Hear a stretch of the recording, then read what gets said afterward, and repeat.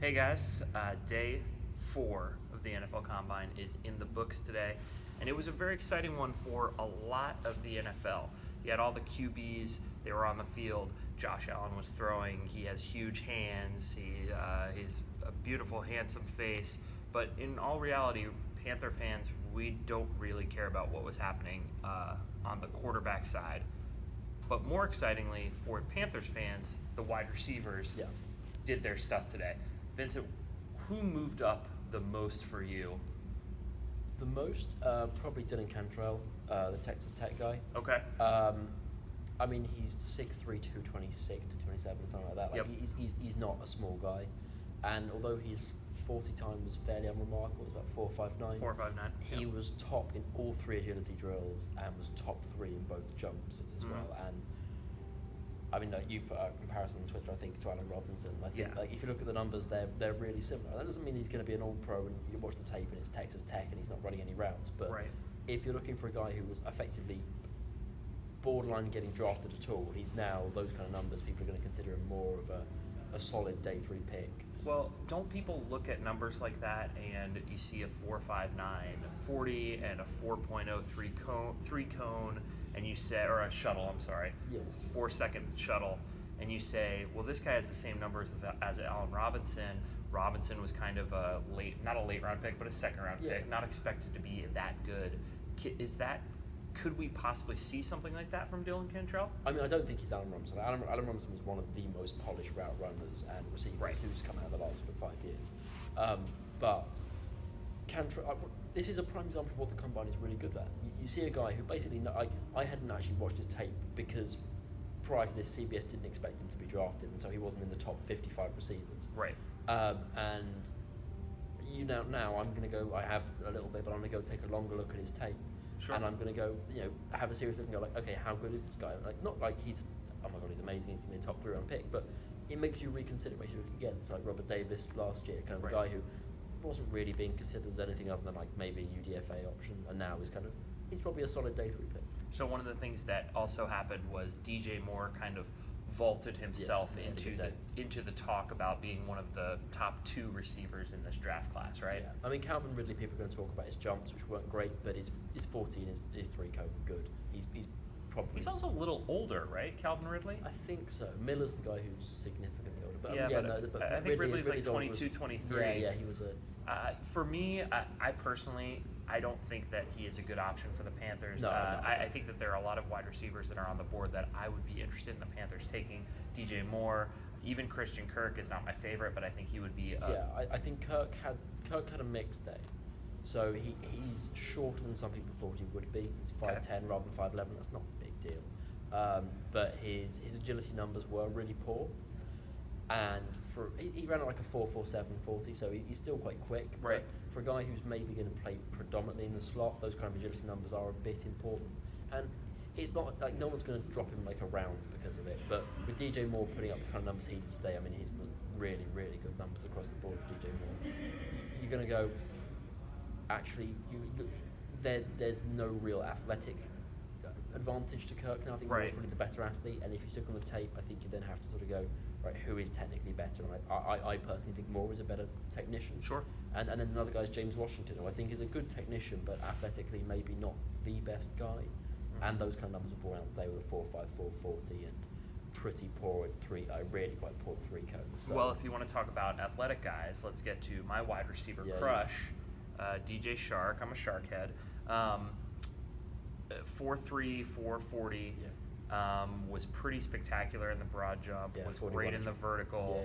I mean, he kind of tested off the board, and for a guy that you thought might be like a day 3 pick, maybe he kind of. I think he's solidly in the 2nd round. Okay, I think that's a real. I would disagree with that. I think there's enough on tape that concerns you that I would not take him that high. And your problem with him is the way that he catches the ball, right? So it's not just. I mean, there are other things as well. Like the major concern is, like, if you watch him on tape, it is arm catching. It is everything is caught between his body and his forearms. There's not. He doesn't extend his hands. He doesn't.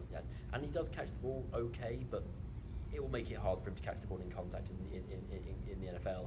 And there are throws where you have to make catches. Like if you watch like Demir Bird and Curtis Samuel, a lot of the throws that they're asked to make, and they're similar kind of like speedy guys, is their throws away from the frame going to the outside of the field, and Chark basically tries to then swing his body around and catch it like this, and that's going to lead to drops, I think, at the next level. I just think he's going to be really good, and I think that he has I think he has a lot of upside for me personally, and I think with a guy like Christian Kirk or even with DJ Moore, you kind of know what you're going to get, and I think DJ Chark has that, maybe that next level upside, and that's just me talking. And sometimes this is, again, we want the tape to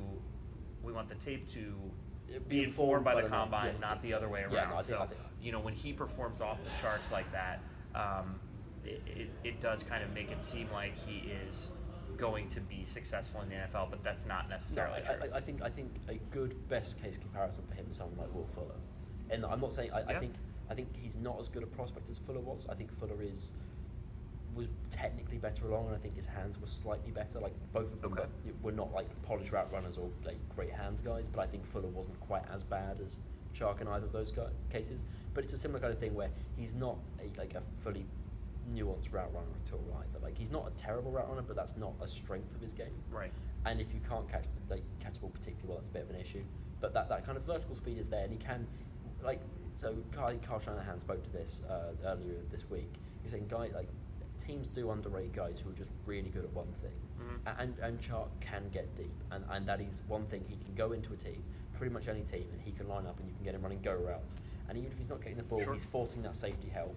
I mean, but that's not necessarily something that the Panthers will need with Demir Bird and Curtis Samuel. No, I don't think he's a good fit. So let me put you on the spot. Give me your 5 top wide receivers right now as we stand, and then we'll move on to tight ends. I mean, off the top of my head, I haven't got it written down in front of me, but I think Calvin Ridley is the top guy. Okay. I think DJ Moore is probably the next guy. Sure. For the Panthers, I would say just overall. Just give them to me. I think no bad ideas in a brainstorm. I think Deshaun Hamilton's up there. Okay. I think he's also a very good fit for the Panthers as well, but he's a really nice route runner.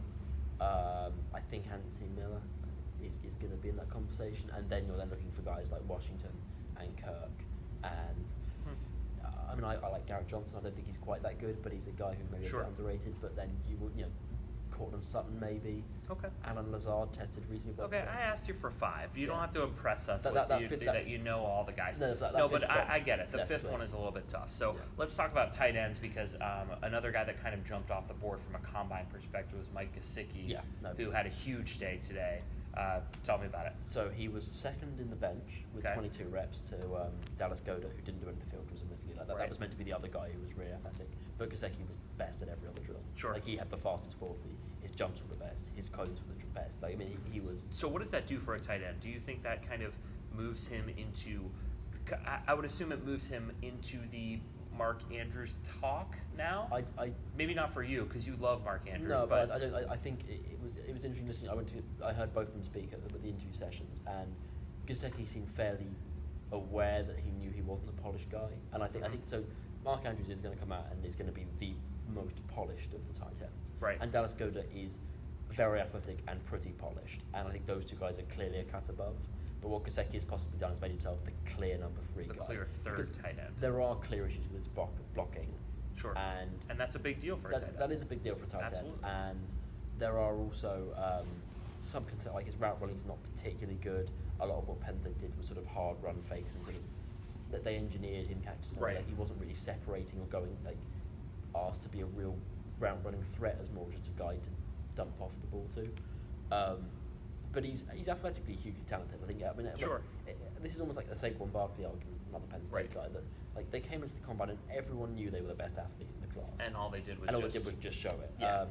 It'll be interesting to see where Godert's pro day, how he comps up, because that's maybe some competition there. But people knew Gesicki was a freak. You love Mark Andrews, and I'm with you on that one. I think that Hunter Hurst is another guy that Mike Mayock really likes, but 24 years old, tough to invest a high draft pick and want him to be the tight end of your future when he's already 24. I mean, there are two facets to this. One, there's quite a lot of evidence that older guys just don't, like, if you're looking at it from a statistical point of view, they don't fare well in the NFL, right? Generally. But also, just from like a common sense point of view, he's not a hugely polished guy, and he's not a hugely athletic guy. He's a decent tight end prospect. Right.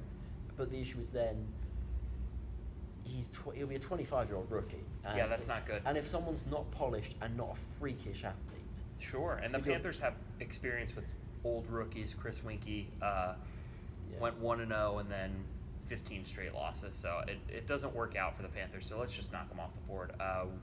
We're a Mark Andrews family here at the Riot Report. That's who we prefer. I think Godot's definitely in that conversation. Sure. As well. Like I think it's more pick your poison. So.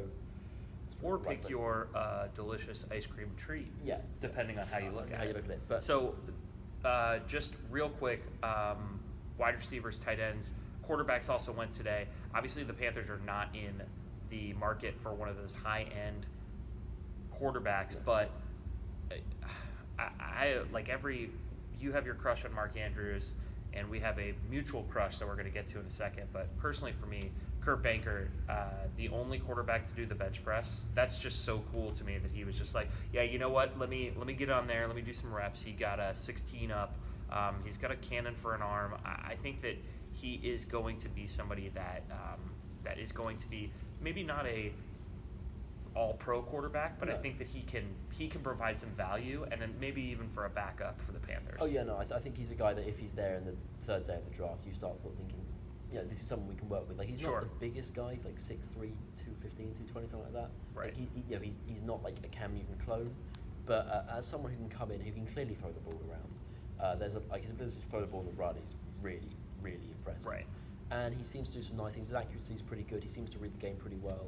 He's not a guy who's going to come in and start week one and be like an all-pro. Sure. But I think he's actually in that real, like he should be considered in that top echelon of quarterbacks. And he's not, which and is he's nice. Not, he's not. So that's you get a little bit of value. And the other thing is that he's very handsome, which makes a big difference for quarterbacks. You know, the more handsome the quarterback, the more likely they are to be successful. I mean, we can all agree on that, right? Like Tom Brady, Cam Newton, these guys are they are good quarterbacks. See, exactly. They've got beautiful smiles and beautiful statistics. And tomorrow, I personally can't wait to see the University of Washington's defensive tackle Vita Vea get on the field. And the guy is he's a big hulk of a man.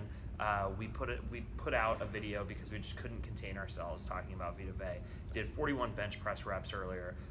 We watched some tape on him just for funsies earlier today. It's just Vita Vea tomorrow.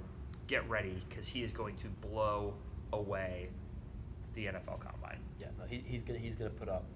Like Dontari Poe came in and made a big splash as a fairly unheard of guy. And Vita Vea is going to make a bigger splash as an already known guy. Like the play we watched earlier is he ran a running back down from behind, and he weighs 347 pounds. I mean, he's awesome.